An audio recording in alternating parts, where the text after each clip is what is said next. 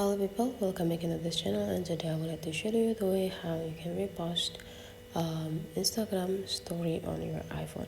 So you just need to open your Instagram right away, and then you just need to make sure you stay in the home sections here, and that will be in the top side. There will be two options here. Just go type into the direct message option and open the notification that someone mentioned you on Instagram. Then you just need to tap into the picture, and if you want to repost it, just go click add to your story.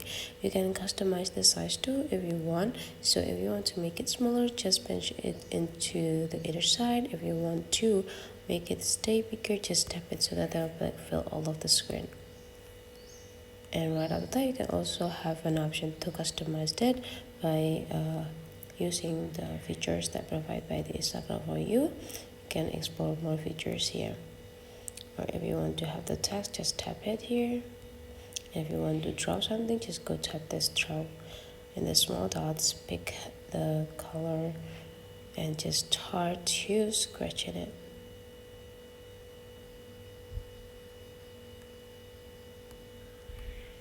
Right after you're done, you just need to go click done and add to your story.